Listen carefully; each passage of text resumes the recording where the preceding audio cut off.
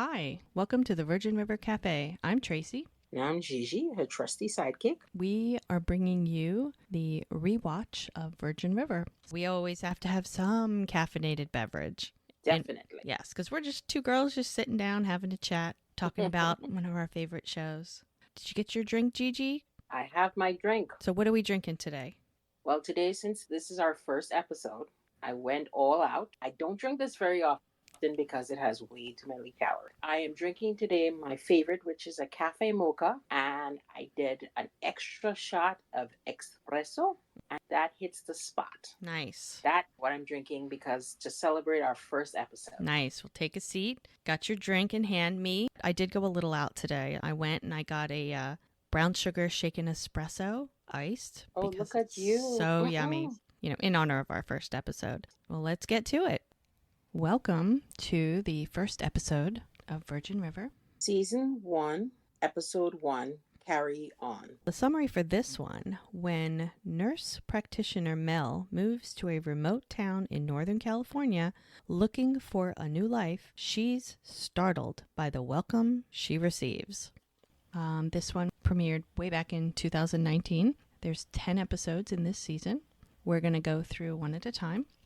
We're not going to give spoilers because that wouldn't be fun. So, Virgin River, in case you don't know, it's a tiny little town in Humboldt County, Northern California. The town is supposedly 600 people. Seems like a one stoplight kind of town. You know, they have a doctor, they have a post office. I mean, they've got all the basics. Yes, they do. And they even have a Mrs. Kravitz. Oh, yes. Well, every Yeah, town has to have one of those. exactly. It's not a town without a Mrs. Kravitz. Yes. And for those of us who are too young to understand what Mrs. Kravitz Yes, is, please explain. she's a character from a show called Bewitch, and she was in everybody's business. Every neighborhood has one. So just imagine that person in this small town. Yes, actually, there's a few of them, but I think there's one particular person that sort of takes the cake for it. But several ladies, we have a sewing circle, and a lot of the ladies get together, and there's like the little gossip. So back in 2019, this show premiered, and it started off slow, but it really caught on. And of course, anybody who watches it loves it. So it starts off with a little red BMW just driving through I mean, let me tell you, the scenery in this show, it's like its own character. Exactly. I mean, it's amazing. It's, I it, what I find amazing about it is that it's not actually filmed in California. No.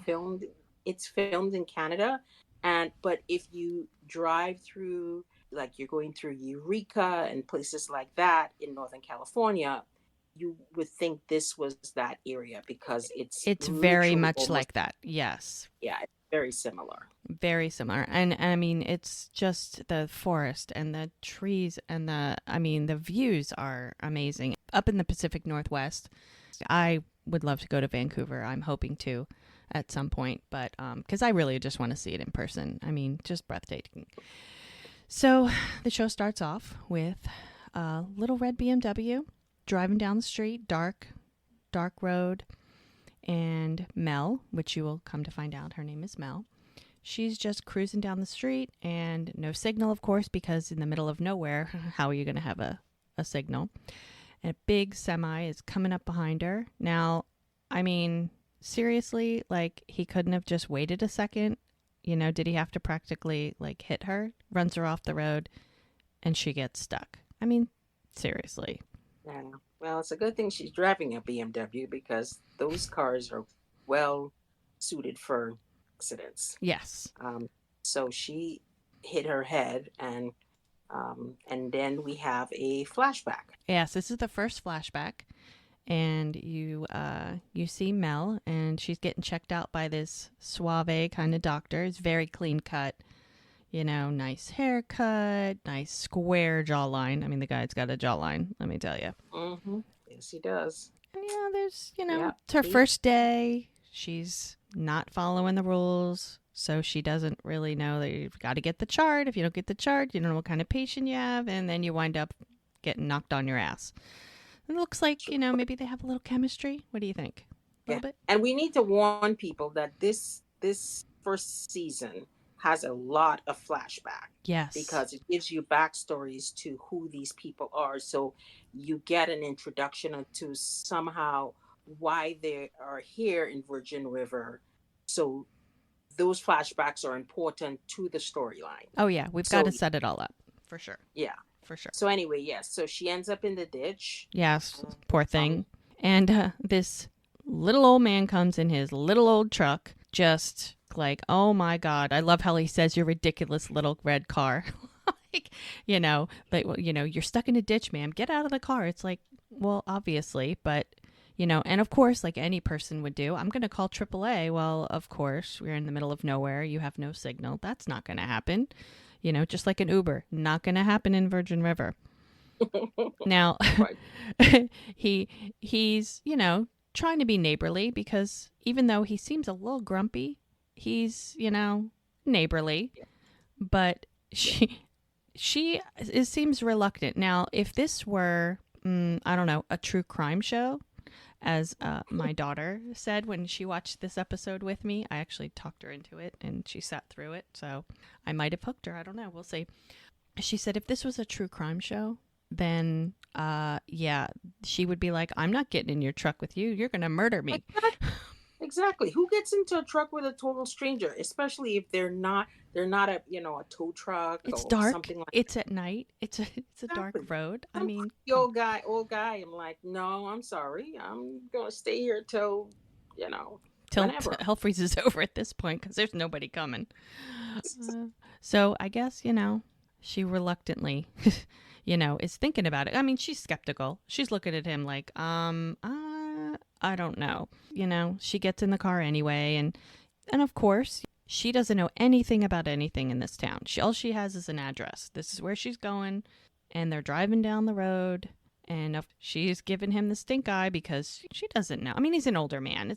She could take him. She could probably take him if she had to. Yeah, But still. probably. Yeah.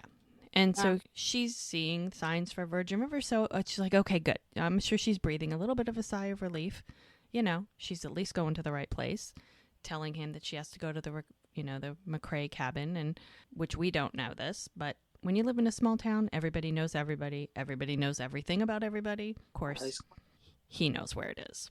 And what is interesting about this particular journey is that she has a photo of what this cabin is supposed to look like. Yeah. And that is That's going funny. to be that's going to be interesting as we get along into this episode. Oh yeah. But he seems to be okay. If that's where you want me to take you, that's where I'm going to take where you. we're going. And she's trying to be neighborly, giving him some money, for his troubles. And of course, because it's a small town, you're neighborly. You just help out people. And so she's unaware of that because, she's from LA. That's her story, her backstory. She's a nurse from LA.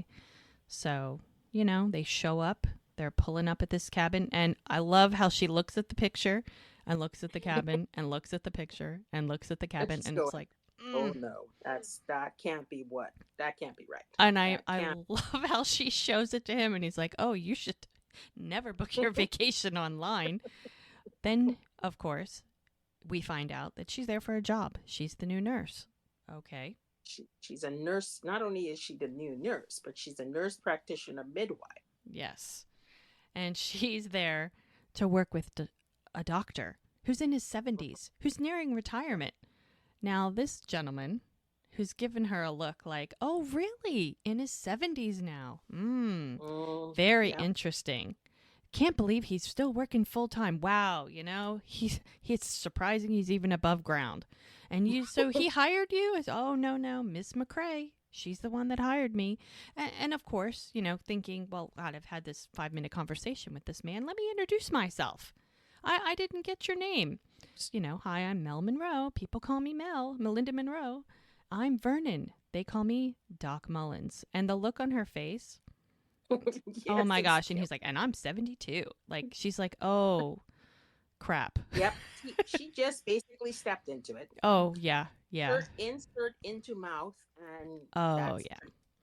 Yes. And then, which is classic She opens the door to this cabin and literally she looks like she's about to throw up. Yeah, I think she should have turned around and walked out, but she didn't. She went for it. And she's Yeah. looking around. That place is a mess, okay? Well, folks, It's a let's put mess. it this way. This is a raccoon's lover's delight because I'm not kidding you when I say this. It probably Because, smells like one too. yeah, I think between the raccoons and the squirrels, this is Yeah. a perfect And a little few birds. We'll get there. And a few Yeah. birds. And So she walks in and someone calls her name. And it's the woman who hired her. and of course she Oh, introduces herself as the mayor of Virgin River, Hope McCrae. And, she's like, "Oh, I want to officially welcome you to our little slice of heaven." And she's like, I'm very confused. And showing her this picture, which is clearly not what she is staring at. This oh, farmhouse chic cabin nestled in the woods of Northern California, destined to enjoy all the yeah. farmhouse chic. Talk about a docked up photo. You know how we like to put what is it when we make over our faces Oh, on yes. screens. Well, this house, Yeah, we this Photoshop. Mm-hmm. this is Photoshop to the maximum. I think the picture was taken when the cabin was first built, and they've never taken a new one because I think so. it's certain. I mean, the overgrownness that's on it, and all the weeds and the vines and everything. That didn't happen overnight. What I love about Hope is when she says, "I haven't gotten around to taking any more current photos." Yeah. Like how Yeah. long would it take you to do that? And she's like, so Mhm. this job that she accepted is supposed to come with housing. And she's like, yeah, I can't stay here. And I love how she walks over to the oven and pulls out a bird's nest and throws it in the fireplace. And she's like, did you just put a nest from the oven? And she's like, oh no, but you're here early. No, I'm here 3 days late. And she's just like, wow, can no. And I love the fact where she wants to put her up at the B&B, which is the Fitches, which you'll meet Yes. Joellen and Nick later. Yeah. But yeah, of course. And then to add insult to injury, she's sending her a place where the husband is a bit handsy. Yeah. And so she, first of all, is not staying in the place she's supposed to. She's Yeah. putting her in a place which, okay, fine. Could be she's putting her uncomfortable. up. Right. And then she's going to put her up with a man who can't keep his hands to himself. Oh, this is not working out. And of course, the fridge is supposed to come with food and gourmet food and beverages, and there's like ketchup, I think. And and I love her reason for not taking care of anything. Seriously. She had a ribbon cutting ceremony because the firehouse got a new hose. Like, that's why you were so busy that you couldn't get this place ready, and I'm 3 days late. Like, you had 3 extra days to do anything. Like, just remove the bird's nest would have been nice. All I can tell you is looking at this place, even 3 days would not. Yeah. Oh, yeah. Sorry. For sure. Yeah, 3 days would not have been enough. So, and I love how she, like, let's try and welcome this woman, but let's insult her too. Exactly. By telling her, is she eaten? This sounds like my grandmother. Have you had anything to eat? Yeah, and she's like, why? Because she's cranky. Just like. So she tells her, well, head to Jack's. By the time you get back, I'll have some towels and some hot water. Like, that's going to fix anything. I mean, I guess it's better than nothing, but. And of course, it's like, what? Like, everybody's supposed to know everybody? Like, who's Jack? Like, what are you talking about? All I can tell you is this place is worse than Motel 6. That's all I got about that. So she tells her to go to Jack's. And of course, she has to find out that that's Jack's bar. And it's walking distance out the door to the left. I guess she doesn't have a choice. I mean, you figure she's there. Her car is on a ditch somewhere. She doesn't really have a choice. She has to do this. She has to be there. So and it's pitch dark outside. It's dark. I don't think it's too late. You figure they say that Jack's Bar is the only place open after 5. So it can't be too late because as she's walking in the bar, it is full of people. And it has light.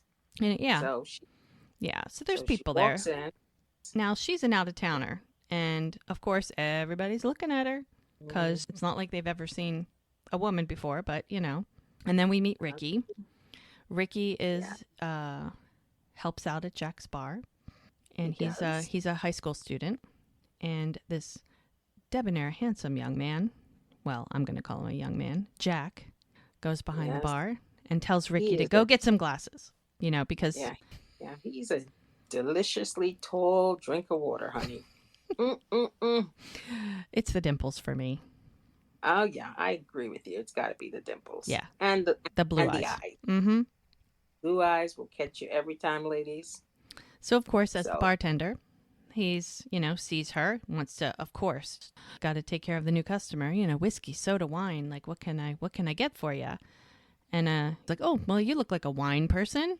You need a minute? And so, you know, she's from LA. She's like, she wants a Cosmo. And he's like, well, you know, they don't have that, no mixed drinks, nothing like that. They just have the basics, basically hard liquor, beer, wine. the Jimmy, So, the Jack, and the yeah, all the regulars. And so she's like, okay, a Jim straight up, which is whiskey. I found out because I don't know that. She just downs it to his Jim. Yep, surprise. yep. And a shot of whiskey, Yeah, and I he love made that line. yeah. And he says, "I didn't know a city girl could shoot whiskey."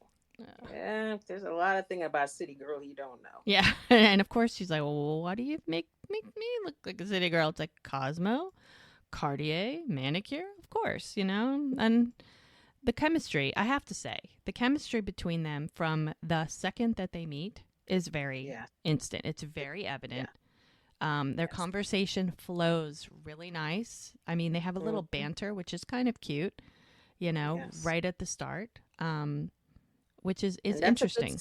yeah, but that's also a good sign of good writing because you have the chemistry, but without the writing, with the Right. banter, it kind of heightens the chemistry, and Yes. you go, "Oh, this is how it is," you Right. know. And I think their conversation it flows really naturally. Like it's not Mm-hmm. rushed. It's not like they're trying too hard. I mean, they just have like this, you know, back and forth conversation that just seems very natural, which is really cool. And Mm-hmm. again, it's definitely the writing, it's the I mean, it's all of it. It's all of it. Yeah, So definitely.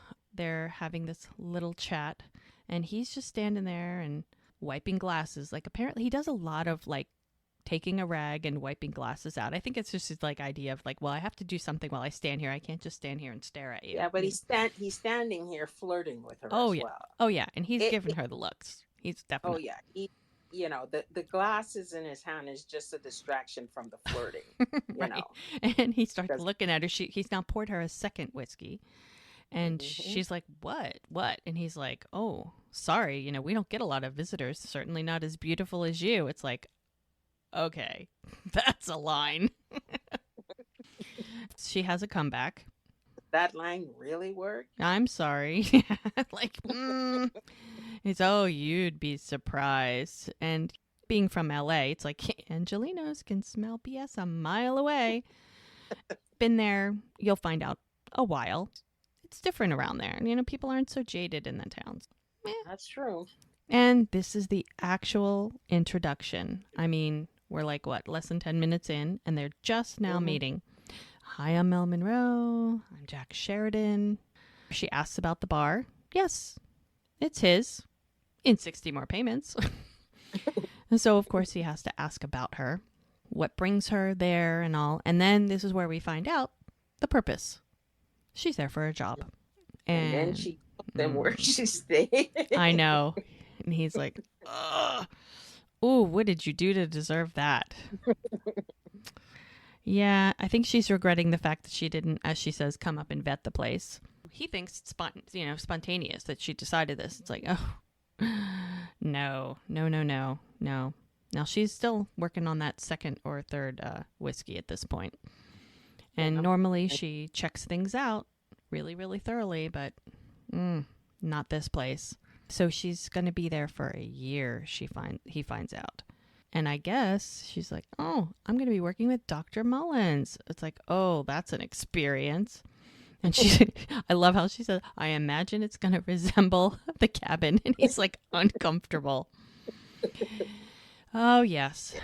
But, She's betting 1 in 1,000 here, man. oh, First she yeah. meets Then she meets the cabin, and then she can't get a Cosmo if her life depended on it. Nope. Girlfriend is not doing well right now. Now, I'm guessing she's been there a minute, and by now they're getting chummy because now he's pulled up a stool right next to her, and I guess she's trying to get the dirt on the town.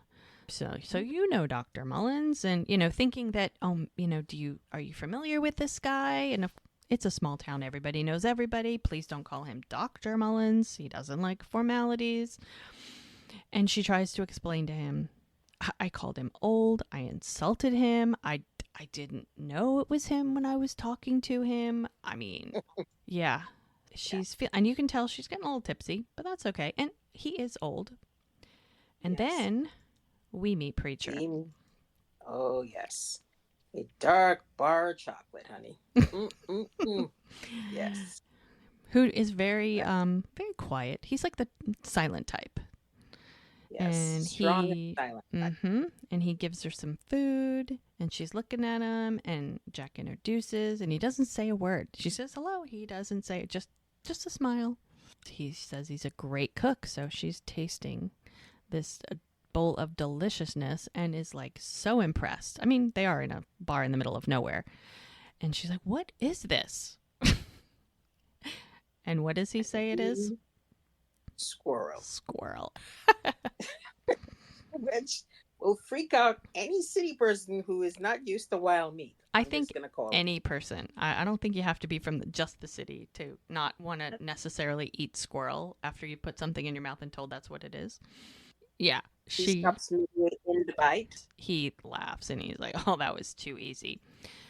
But no, it was not squirrel. She's like, it's not funny, but it was just squash and lentils. He's tried squirrel. He said, if you prepare it right, it's not that bad.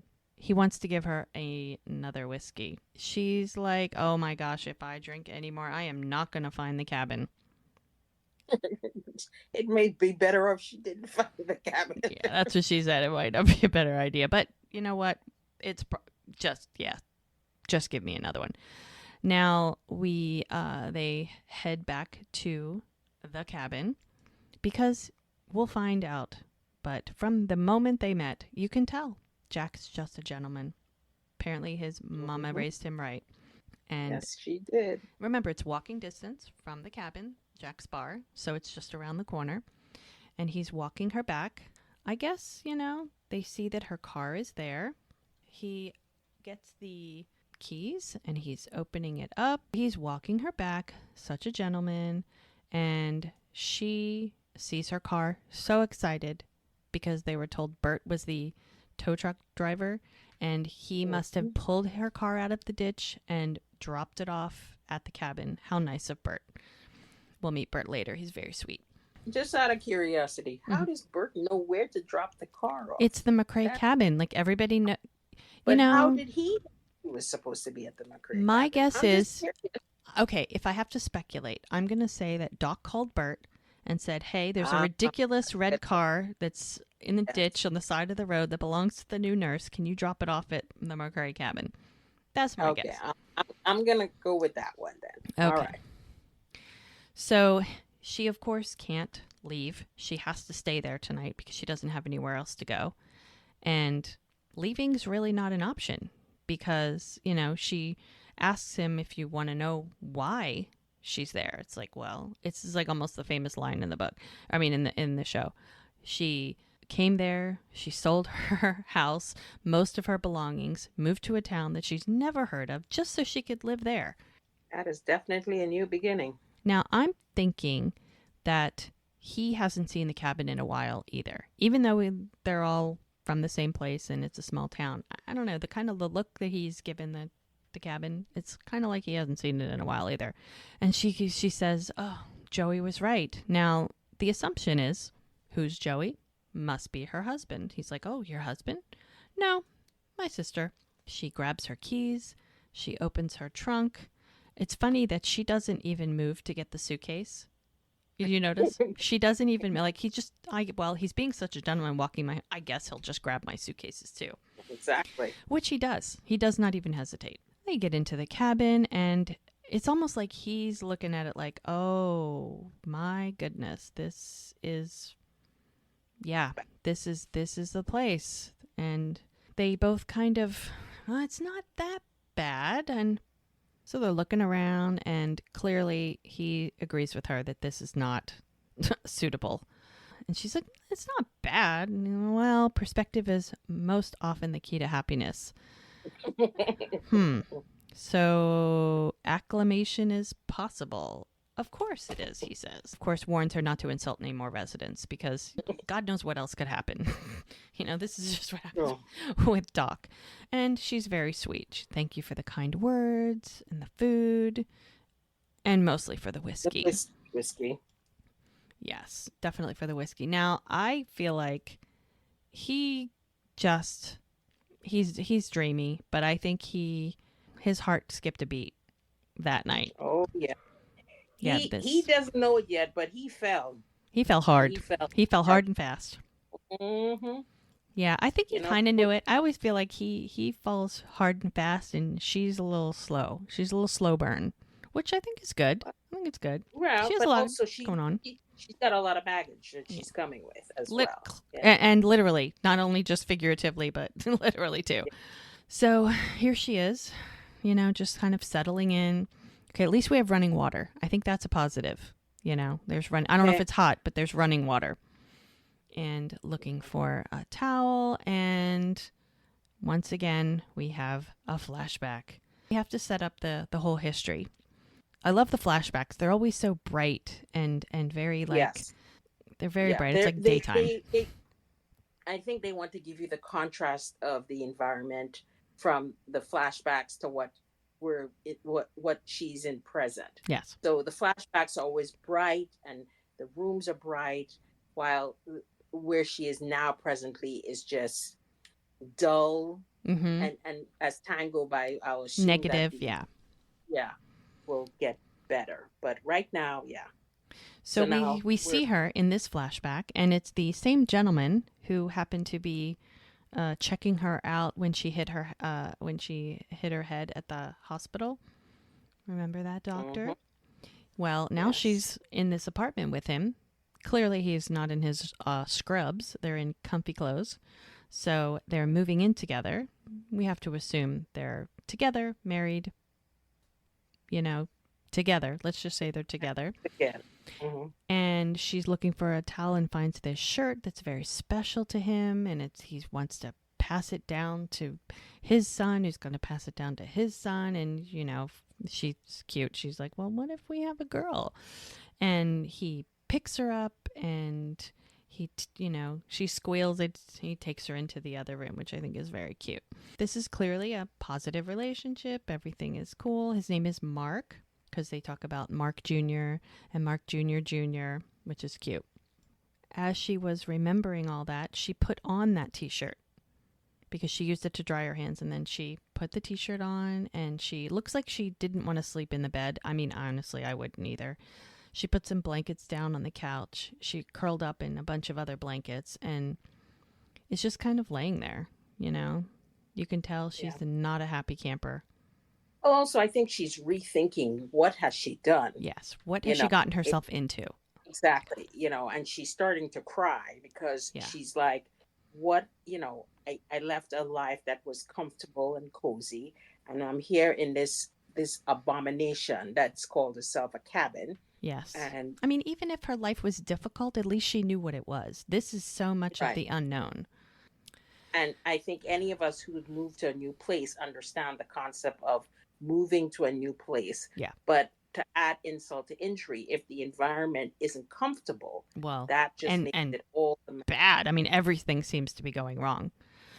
Yeah. So we have a brand new morning, and she comes outside and she finds this little box with a little gift on her front porch.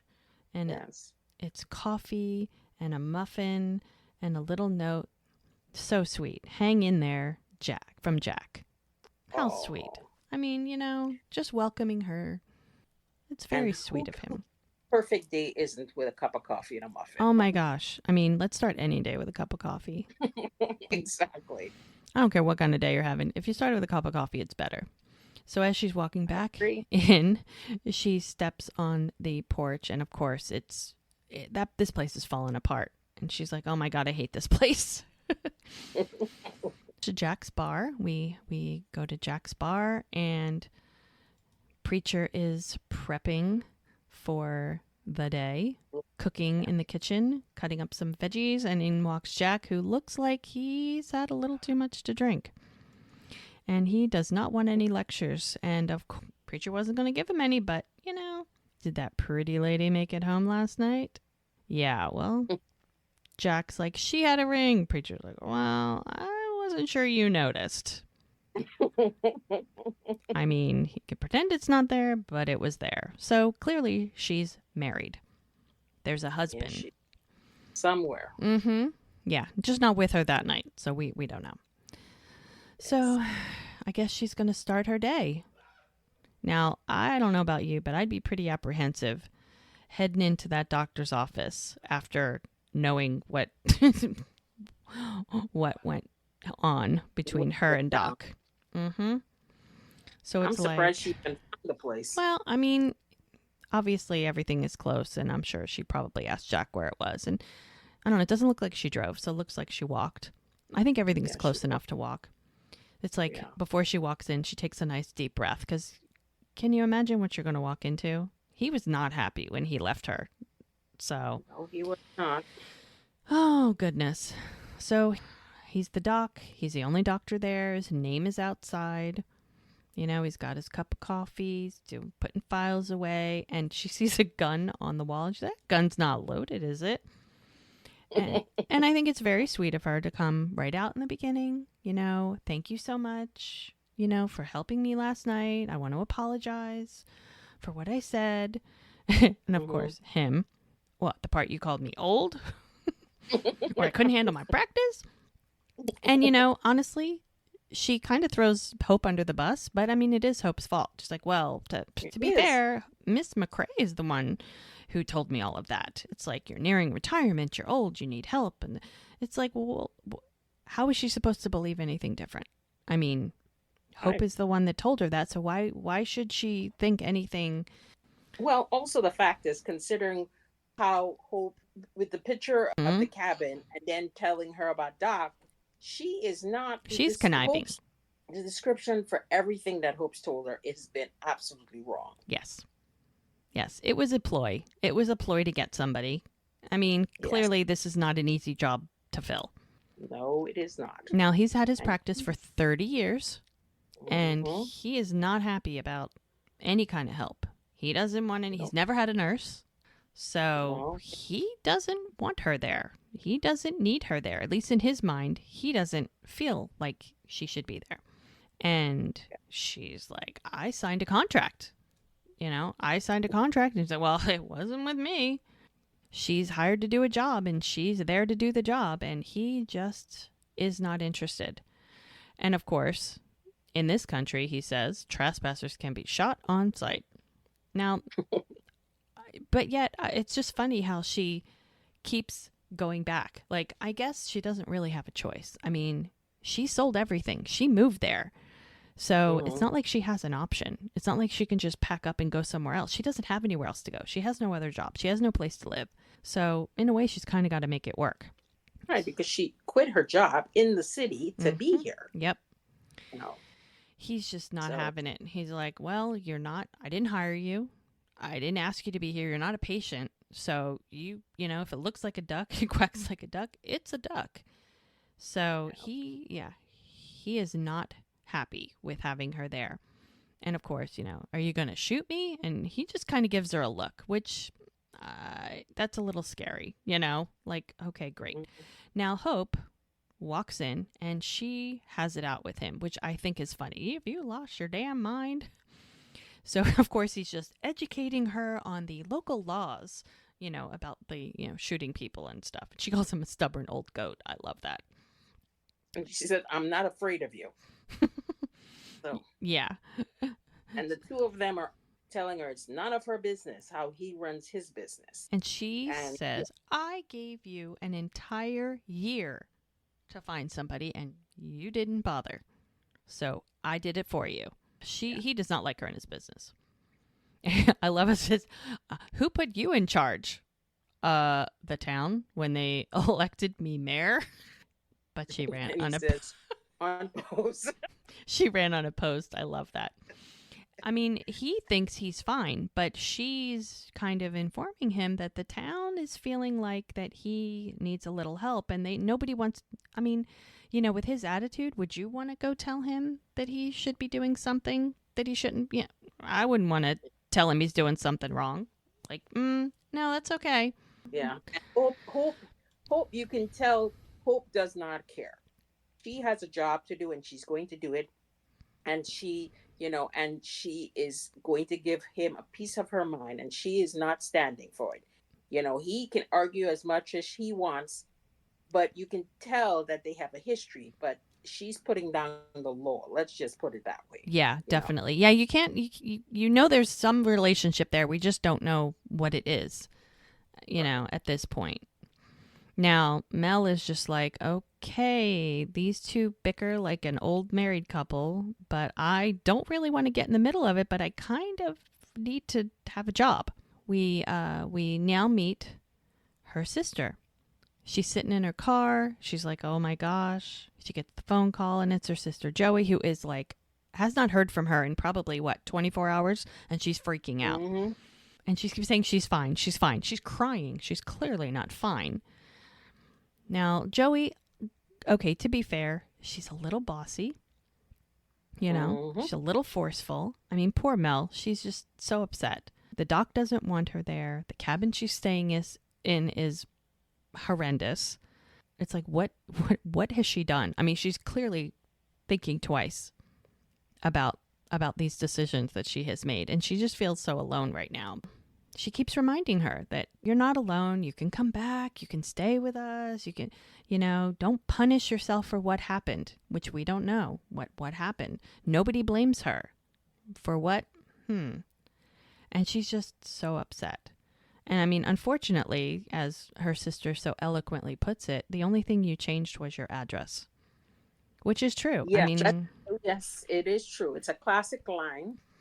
Because basically, the problems, whatever her problems are still with her. She took them with her. So absolutely. She took them with her. But as usual, sisters know what buttons to press. Well, haven't you heard the saying, when your families know what buttons to push because they helped install them. That's right. Mm-hmm. So yes. She's back at Jack's bar because honestly, where else is there to go? I mean, seriously. There's nowhere else in There's really nowhere else to go. So she sits down and she's like, do you have fish? Preacher's there. And he's like, we have fish, we have meat, we have this. And then this woman walks up. She's like, oh, you should try the salad with shaved Brussels sprouts and kale. I mean, okay. Okay.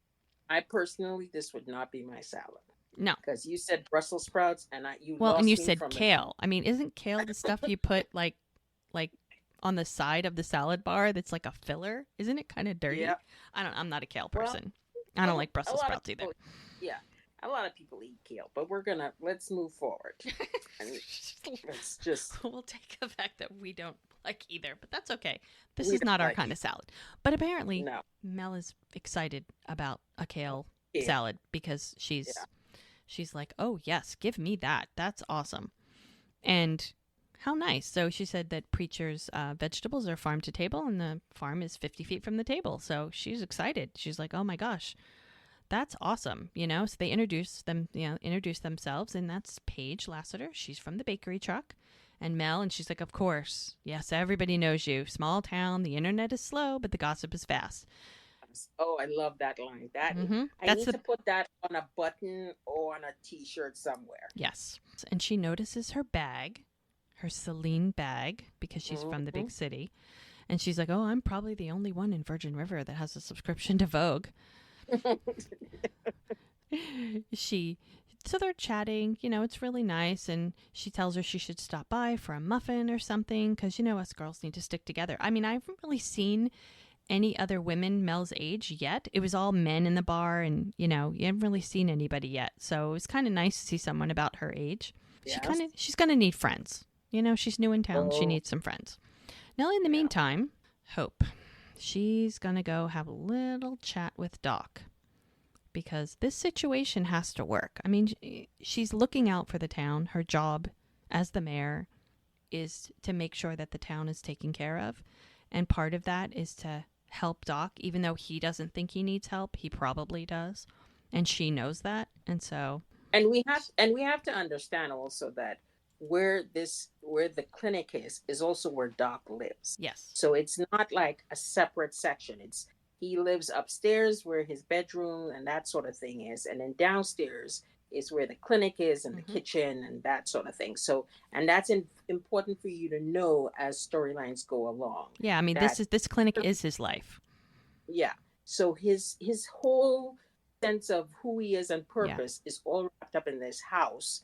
So he lives here as well as he works here. Yeah. So And she's just concerned that if he gets to a certain point, and he has to hang up his stethoscope, as she puts it, that leaves a very big hole in the town. I mean, for medical care, like what are they going to do? So she's trying to be proactive. I mean, she's trying to make sure that the town is taken care of because, as wonderful as he is, that at some point he is not going to be able to do the job he's doing now. Now, he, of course, is, I don't know her. I don't know anything about her. You're the one that hired her. And it's funny how they talk about how she's from UC Irvine and she went to County USC, which is funny because they have a lot of, like the locations that they mention. Like I live in Southern California. You live in Northern California, which is kind of funny. Like I live where Mel is from and you live where they end up, which is just kind of funny. Yes. So they talk about UC Irvine, which is like 10 or 15 minutes from here. And County USC is up in LA. And, so she said her references are good as gold. It's like she clearly is qualified to do this job. Oh, definitely. Probably overqualified if you think about it. I would agree with you there. Yeah. And they said that she spent 5 years working emergency at Cedars-Sinai. I mean, Cedars-Sinai is like a level 1 trauma center. That's exactly. She survived that. Yeah. The woman is gold, as they say. Yeah. And then, of course, he's like, well, what the heck is she doing here? Just wanted to change. And he's skeptical. And I understand that. I mean, you're asking someone who's 72 years old to change something in his life that he hasn't had to change in 30 years of doing what he's been doing. So she's trying to, I don't know, to soften him up a little bit and just give her a chance. Could we just for the town? 30 days. They agree. 30 days, and no matter what, stay out of my business if this doesn't work out. Like, this is it. Like, he's like, that's it. So they shake hands, and he agrees to 30 days trial period. Now, I don't know. I think he's not going to be an easy person to work for regardless, but what are you going to do?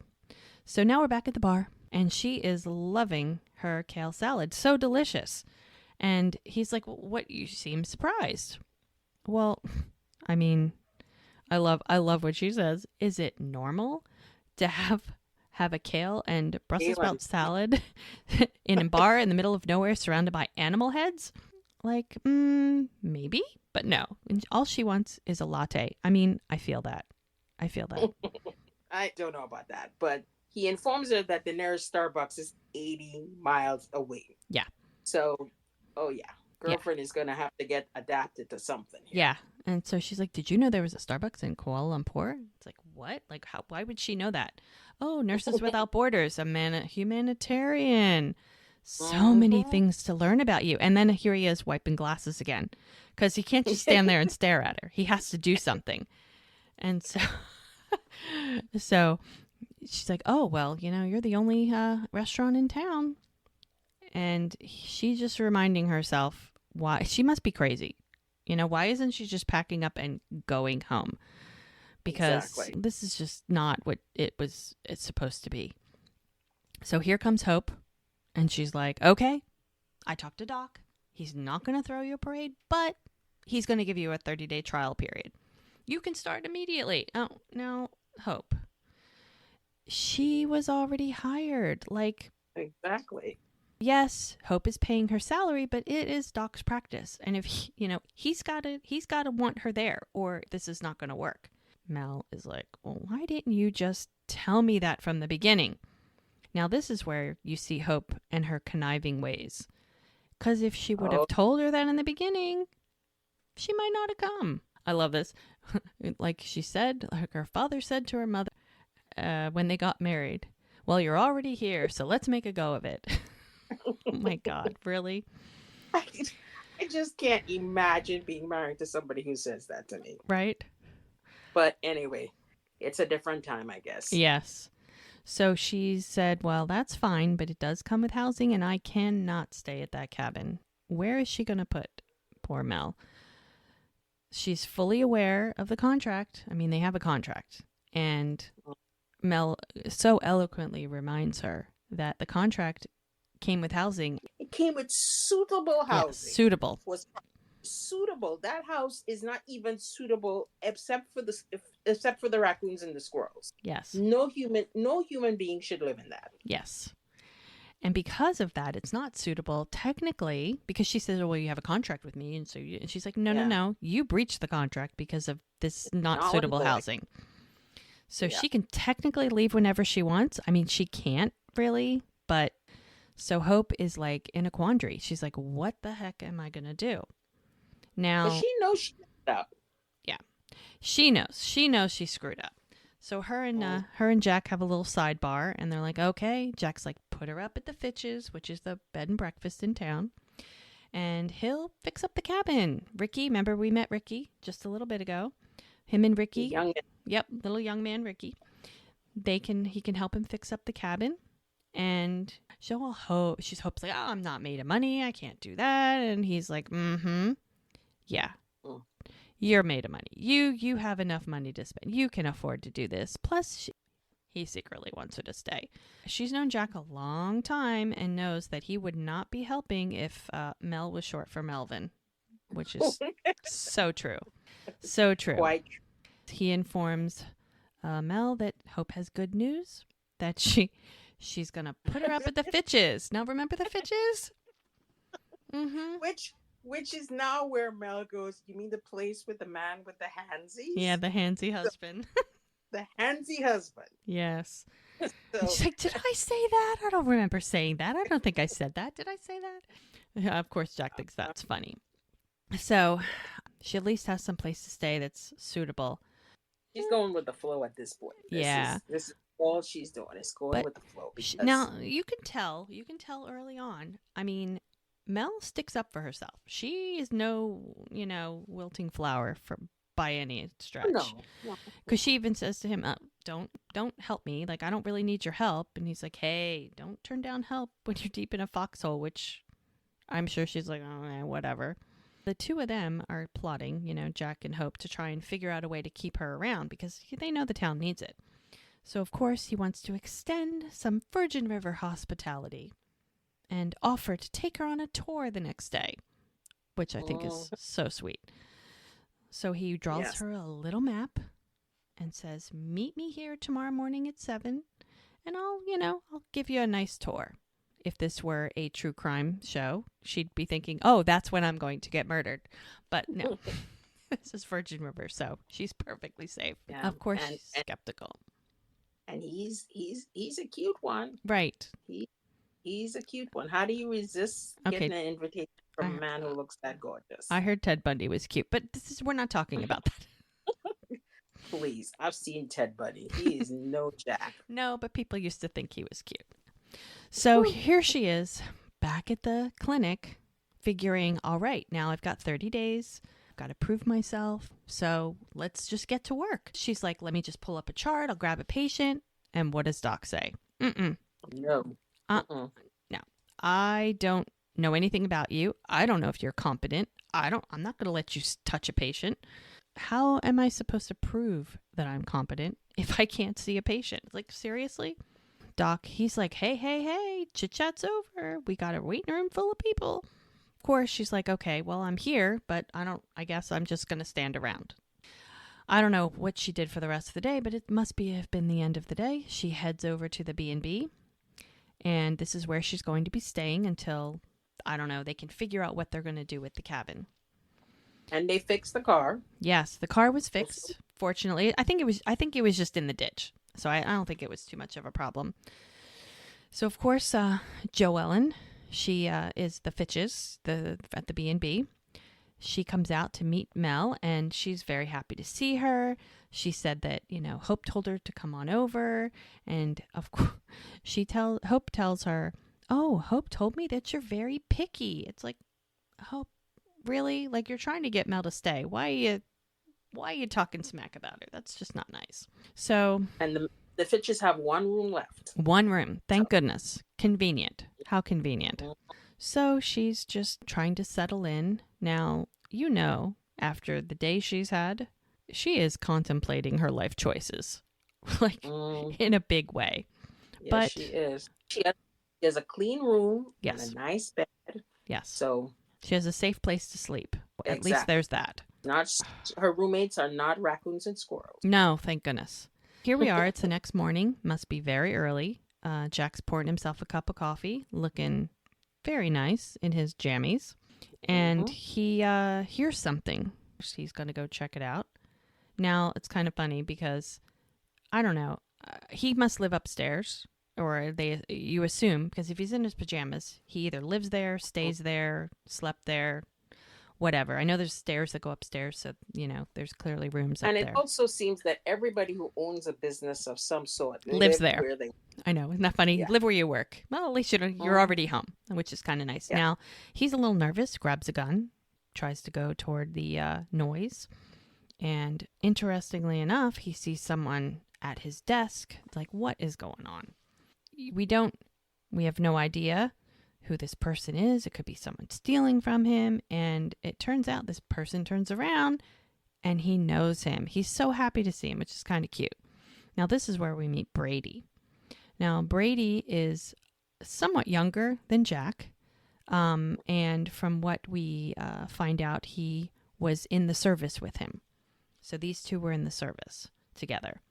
And it seems as if Brady knew where the spare key was. He was leaving him a note, and Jack is very welcoming, which is really nice. He seems like a dad kind of guy, kind of takes care of everybody.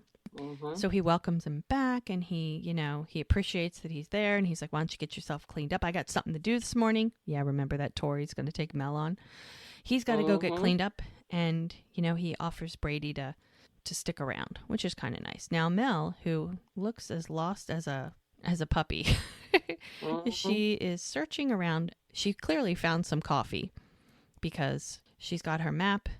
She sees Jack. She's got to go down this, steps. I don't know, these very steep steps. Like, am I coming up? Are you coming down?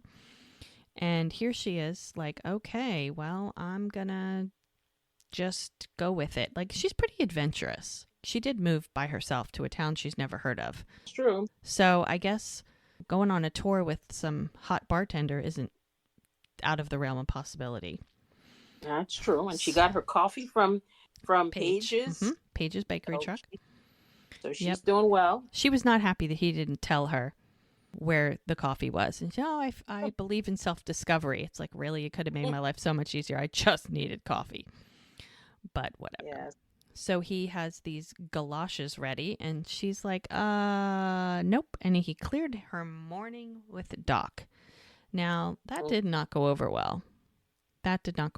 She did not like the fact that he's spoken to Doc and cleared her morning. Like, apologize for that. He's like, won't happen again. Yeah. She's thinking like, I don't know about this. Why am I going to have to put galoshes on? She's, like I said, she's an adventurous type. He helps her put these galoshes on. I'm sure Doc didn't have any problem with her not being underfoot. Oh, absolutely. A couple hours less of Mel, he was probably thrilled. Oh, no, fine. Take her all day. No problem. Exactly. Puts her bag and her coffee aside, and she, of course, no. Like, that's my bag. My life is in that bag. And he's like, no one's here. No one's going to touch your stuff. It's fine. Again, Virgin River, very small population. Well, And there's literally, he's like, look around, there's nobody around. Like, no, nobody's going to touch your stuff. It'll still be here when we get back, I promise. He takes her through some hike through some forest or what have you. And she's just like, oh my God. Again, if it was a true crime, What? she'd be heading to her death. She's like, what have I gotten myself into? And they get to this. And then they come. Like I said, the scenery is another character. It really is. Yep. It's the two of them are just staring out at this river and the mountains and and then they see the eagles, which is very cool. It's the eagles' favorite place to hang out, Jack's favorite place to hang out. He gives her some binoculars so she can check it out. This place, I really can't wait to visit. It's Northern California. Yeah. But also what Canada is as well. Yes, Vancouver. So, Vancouver and Northern California share very much similar environments and landscape. So if you ever come to Northern California and you go up north and you go into these coastal towns, this is what you run into. Yeah, little towns, same, very, very similar. A lot of towns are like this. So she's like, oh, okay, well, this is great. What's next? Nothing. Like, she's like, she's a city girl. Like, okay, I've got a whole agenda. You're going to take, that's it? Like, what? You showed me some eagles? That took 3 minutes. Like, okay, so now what? And the poor man's skipping stones, and she's freezing. But, again, the gentleman. Yes. He's a gentleman. He puts his jacket. It's cold. You can see their breath. I mean, it's cold. Yeah. So he puts. And basically, what he's trying to get her to do is enjoy the environment. Slow down. Because everything is rush in LA, but here you're taking time to take a breath, right? To absorb everything. Yeah. To see, as she says, to hear my heartbeat. Yeah, I can actually hear my heartbeat. Mm-hmm. I mean, and then it comes up with some. In peace, nothing so becomes a man or woman as modest stillness. And she's like, Shakespeare? Are you an English major? It's funny that he laughs. Like, he's clearly educated. He's just, it's different. He's got a different kind of education. And she's like, oh, no, I never went to college. Now they hear a gunshot. He looks around. And then we find out that there's illegal pot fields outside of Virgin River. Of course, it's legal, but there's illegal growers and they do business and they can cause problems and they sometimes are not the best citizens, I guess, and they try to keep them outside of Virgin River if they can. So they kind of like... Yeah, their business. They're trying to keep Virgin River out of the pot business. Let's put it that. Yes, and they don't want it to come to town because it can be problematic. So then she shares that she worked at a ER level 1 trauma center and... she's seen her fair share of dangerous. Of course, ER is, especially in LA, it's pretty intense. And then she's like, well, but the bar, I mean, that's can be challenging. That's when we find out that his time in the service, very different. He's a Marine, joined out of high school, spent 20 plus years, mostly the Middle East. And then you find out that Preacher and Brady, which she hasn't met yet, she met Preacher, all served together. So... she asks if he misses it. Yes and no, which he had a lot of people who depended on him. And 20 years in the service, that's a long time. But he says Virgin River's a utopia compared to a war zone, which I can imagine. It must be. Yeah. He must, like, every day must be a blessing for him because after being in the war for so long. Yeah, he's found his piece of heaven. Mm-hmm, absolutely. So it's his place. But he's also, you can tell he cares about this town. Oh, yeah. So as we go on, we'll see how much he does care. Yeah. So anyway, so they head back and she takes off her galoshes. And... Yep. And they part ways like, oh, I'll see you around. Okay. See ya. I love the longing. This is where all the longing looks start. All the gazing. Yes. Now, she spent the morning. Doc knew she was going to be out. Probably didn't know when she was coming back. But here she is. She's back. She's back in the office, ready to work, but it's almost like she's afraid to touch anything. It's just a lot of looking and... Right. And it's like a kid who goes into their parents' bedroom and they're not supposed to touch things in there. And she's like keeping her hands to her side and like, oh, okay, so that's where that medicine is. And this is where that is. And then we have someone who walks in to the clinic. Very pregnant. Very pregnant, Yes. looking for Doc. Well, he'll be back, but, I'm the new nurse practitioner. Maybe I can help you. And, people they know who she is. Everybody knows she's in town, but, they Yes. don't know her. So, yeah, I can help you. And she's like, well, maybe let me take a look at you. I mean, she's a nurse practitioner. She's a midwife. This is her business. Babies are her business. Very So sweet with her. Yeah, the young woman reluctantly says, okay, because now she's in pain. She's in pain, yes. So she just reassures her, you're going to be just fine. So they introduce themselves, and hopefully she's probably like, Polly. I'm Polly. It's good. I'm going to take care of you. You're going to be just fine. She's very reassuring. I mean, she's clearly good at her job because she's just, and Polly's like, all right, okay. And you can tell this woman is very pregnant. It's not like she said due soon, like, very soon. Yeah. Yeah. She's in her 3rd trimester and she is ready to pop at any moment. Yes. So now we're back at Jack's bar. Jack's doing some paperwork at the bar, and Preacher walks in with some receipts. Now, he's been through them twice, and the numbers are not coming up right. The cash box is a little light.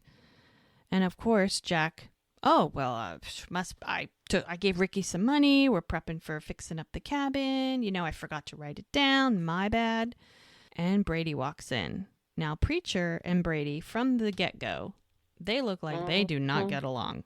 Yeah, this is not a cohesive relationship. Let's put it that way. No. They are not simpatico. And from what Preacher says, like, you're going to disappear again. It seems like we've been through, Jack and Brady and Preacher have been down this road before. Like, I'm guessing Brady's come to town, started up something, left. He's back again. So, of course, Jack, who just seems like the nice guy, wants to help him out. He's young, Brady's younger. Maybe he's got some hard times. He just wants to help him out. So he told him he could stay as long as he wants. He's going to offer him a job or whatever. So off Brady goes. The Preacher is very reluctant. Very reluctant. Reluctant? Preacher is not a happy man. That look on his face tells you that Jack is walking down the wrong place and, been there, done that. Why are we going through this again? Yeah, but then Jack is like, look, there's a lot of kids we left behind, when we were serving, and that he couldn't help them. And damn, he's going to help who he can. And if Brady's there and needs the help, it's like he can't help himself. He has to help him. That's just the kind of guy he is. So he's not going to turn his back on him. And Preacher's like, well, then you want to take some precautions. Because if you're going to help Brady, then you might want to lock up the money, lock your office. You want to, be a little cautious. If Brady's going to be around, then, maybe you ought to take precautions. So back at the clinic. Now, Doc is not happy when he arrives. Well, right, because he walks in on Mel with the patient on the table, and she is examining the patient, and basically he walks in and he wants to know what's going on, and then Mel closes the door in his face, which I think is brilliant. That. She is so spunky. She does not take crap from anybody. No, she's like, this person's here. I'm taking care of I'm her. doing my job. Exactly. And you're opening the door and you're exposing this woman to the rest of the waiting room. So I have a problem with that. This is my. So the way they have this office, this exam room set up, why in the heck is that part of her facing facing the waiting room? Like, if Doc just decided to walk in and fly open the doors and the whole waiting room was full of people, it would be a show. Like, could they not have turned the table the other way? Like, seriously? I guess they don't know. I guess somebody was lazy with the shooting schedule and put the table. I think who knows? But I just like, for practical reasons, you don't have your examining table, your personal bits hanging out when people are trying to walk in. Like, that's all I'm saying. She reassures Polly that she's just having Braxton Hicks, which are false labor pains. She's just fine.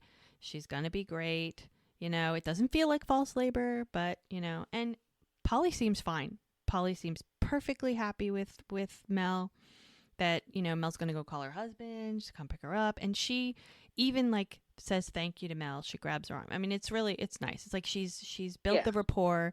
She's gained her trust. Now that's going to go a long way, I'm sure, because, you know, it's a small town. Polly's going to go tell other people, oh my God, I met Mel. She's fabulous. She's wonderful. She helped me out. Because everybody in town already knows who Mel is. Right. Because as we said, the internet is slow, but the gossip is fast. Exactly. So that's the whole thing. So everybody already knows who she is. But the fact is now somebody trusts her. Yes. You know, that goes a long way in a small town. Oh, definitely. For sure. And that's just going to spread as more people meet her, and that'll just get better.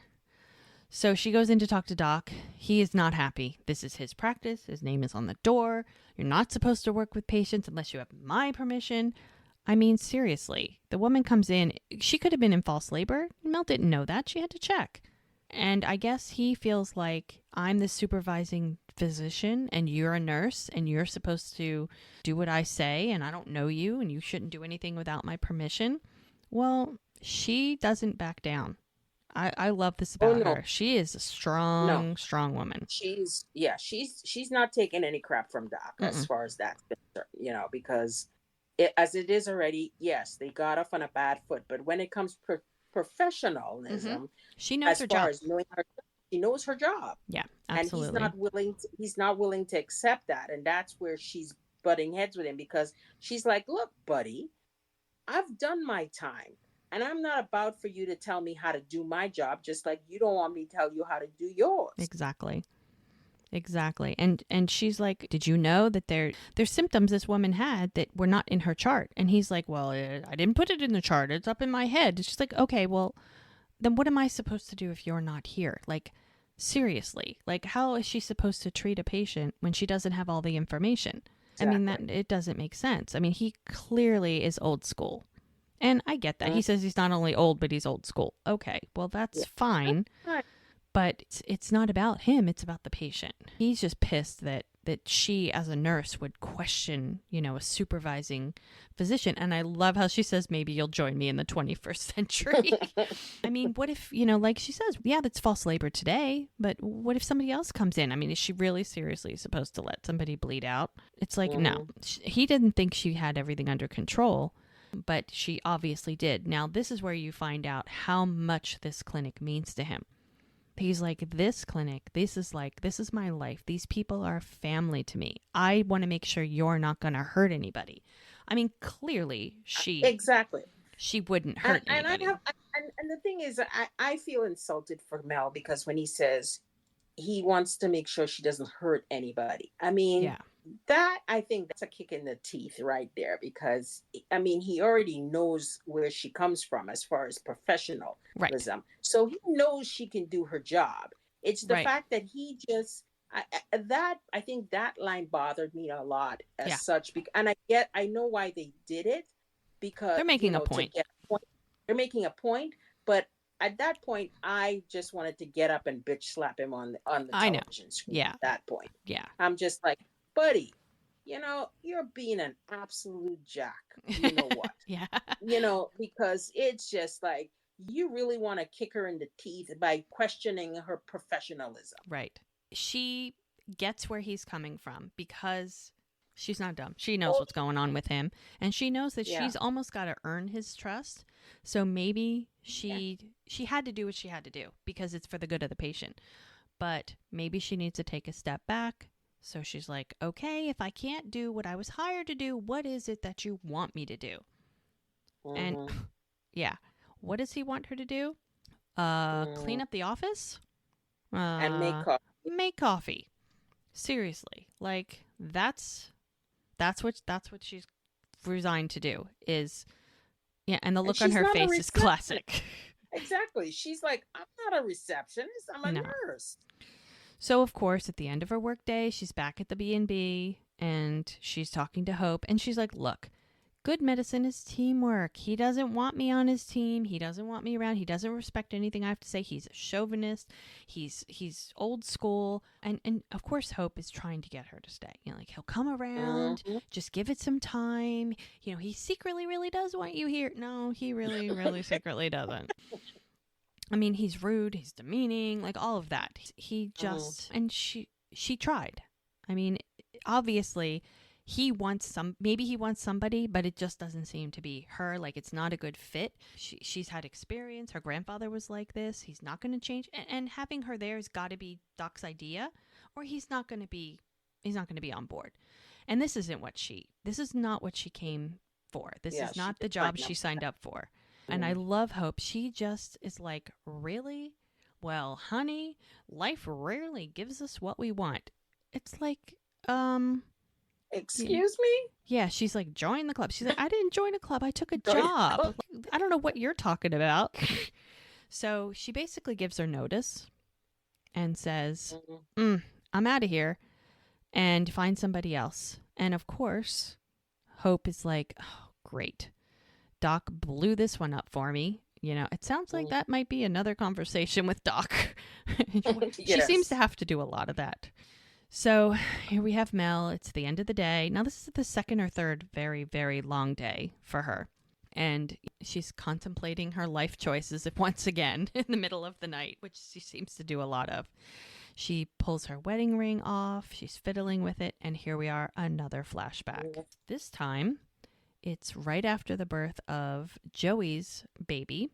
They're sitting there with her, we're assuming her husband. And she's holding this baby, saying, oh, you know, you make beautiful babies. She wants to know when they're going to make her an aunt. And, oh, we're working on it. We'll work harder. You know, Doc Mark has to go. He, of course, agrees with her. Like, yeah, we'll work harder at it. You know, we'll work on that. You know, Mel is just like looking at this baby like, oh, my goodness, beautiful baby. And then she's clearly got some struggles. Because here we are, she's in Virgin River. There's no baby. There's no husband. She's by herself. Her in a wedding ring. Mm-hmm. Her in a wedding ring. And it's another crying herself to sleep kind of a thing. It's kind of sad. She does this a lot. Yeah, there's a lot of crying. There's a lot of crying in season 1. There's a lot of crying here. Just in episode 1, there's a lot of crying. Yeah, for sure. So Mel is a runner. Yes. Which we didn't really get into that. Nobody mentioned it, but she's got a beautiful place to run. I mean, it's amazing. So she's running, and she's running right in front of Doc's clinic. And as she runs by, Jack's like, Mel. And she goes up to see what's going on. And he's looking at this laundry basket up, and there's a baby in it. And she's like, Jesus. I love his line. I'm pretty sure that's not Jesus. And they look at each other with their mouth wide open like, ugh. And the episode ends. And that's it. Yeah. The end of episode 1. Episode 1. So let's see. We've discovered that Mel's a runner, that she's a nurse practitioner, that she moved from LA to this place she's never heard of, to a cabin that is not appropriate. She's now staying at the B&B, and Jack, who works at the bar, is just Mr. Wonderful. He is smitten with Miss Nell. He is smitten. He is smitten, and we'll see much more of that. So that was episode 1, the first episode of Virgin River, the thing that started it all, the episode that started everything. That's where we meet all our characters, most of them. Yes, we meet a lot of the characters, starting to build some backstory, starting to figure out who people are and what their relationships are, and a little bit about their history. And we can't wait to find out what's the story with this baby in episode 2. Stay tuned. Yep, join us for the rewatch of episode 2. See you next time. Or hear you next time. Take care. Bye-bye.